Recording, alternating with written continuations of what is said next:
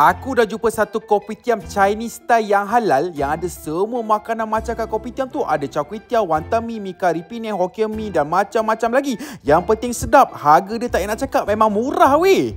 Dekat Penang ada satu kopitiam bawah hotel. Yang bestnya kopitiam dia Chinese style tapi Melayu punya. Dekat mana ni? Dekat kopitiam 7 pagi, Georgetown, Penang.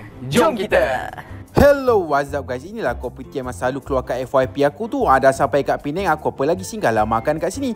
Kopitiam ni orang Melayu punya, so memang halal lah. Inilah makanan kita orang order banyak kan. Yang aku makan dia punya char kway teow, signature kat sini. Tuang sambal dekat dalam cili padi ni. Makan macam tu memang sedap. Siap ada udang weh. Portion dia quite big juga tau. Yang ni pula dia punya wonton mee. Favorite Syafiq lah. Siap ada wonton dengan ayam lagi tau. Lepas tu pula korang try dia punya mi kari Penang. Memang pekat habis weh. Dia punya kuah kari dia, portion dia kau tengok memang besar weh. Yang ni pula punya Hokkien mee. Ada dua jenis mi kat dalam, mi kuning dengan mi halus. Kuah dia memang pekat, rasa pedas dia tu. Ni pula dia punya nasi lemak bilis telur. Ini pula special kat sini, kway teow teng. Dia apa, ada kuah kena tuang sambal lah. Kau nak makan nasi goreng, kau try nasi goreng udang dekat sini. Lepas tu minuman kat sini kau try punya Hokkasai.